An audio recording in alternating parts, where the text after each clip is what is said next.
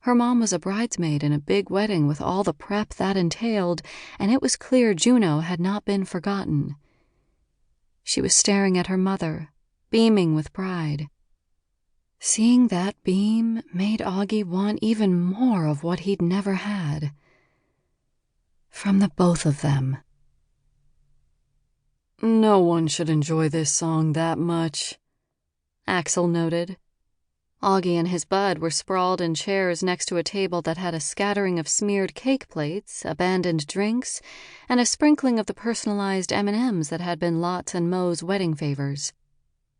Lottie and Mo had taken off a couple of hours ago, but the party was not winding down in the slightest, which wasn't a surprise considering the guest list was made up of rock chicks and their posse and Dream Team and their crew. Lottie and Mo might be long gone, taking off to go all night somewhere else, but their wedding reception was going to kiss the dawn. At least. Case in point, it was after midnight, Celebration by Kool and the Gang was playing, and the dance floor was packed. Callum Nightingale was the center of attention.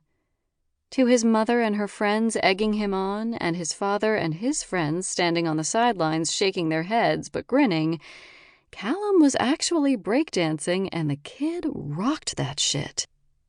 But Augie wasn't watching Callum. He was watching Juno and Pepper goofing off. No woman in a dress cut that low with a slit that high should be able to pull off acting that big of a dork. But Juno had selected the air trumpet, and Pepper had decided on the air saxophone, and they were jamming out. No stale air guitar or lead singer nonsense for those two adorable goofballs.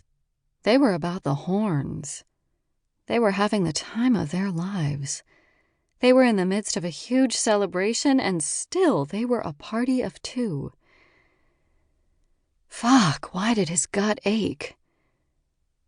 Augie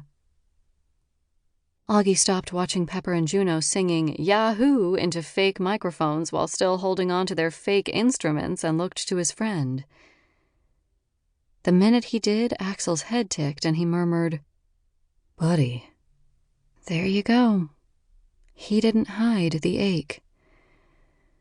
Aug swallowed, turned his attention back to the dance floor, and focused on Luke Stark breaking up some situation happening with his daughter Maisie and Tack Allen's son Cutter.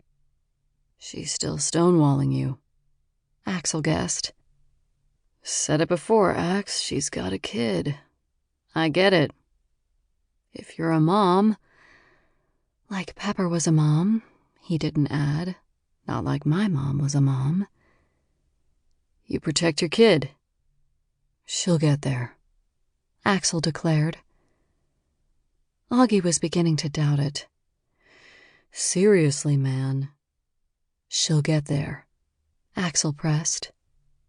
Aug rolled his head on his shoulders and looked back to the dance floor, but not to Pepper and Juno, just the general wave and hum of happy people expressing that happiness physically.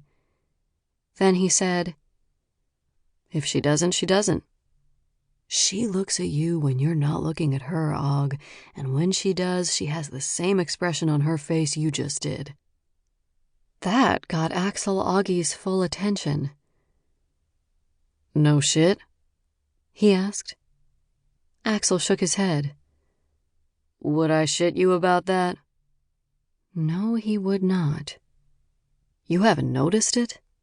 Axel asked. He hadn't. Aug couldn't stop it. His eyes shot right to Pepper. And damn! When they did, he caught her quickly looking away. His gaze dropped to Juno. She didn't look away. She was staring right at him, big grin, and when she got his attention, she waved. He returned her smile and waved back. The song changed to Can't Stop the Feeling, and suddenly Hattie was in her man's space. Babe, not gonna... Axel started right before she yanked him out of his chair. You too!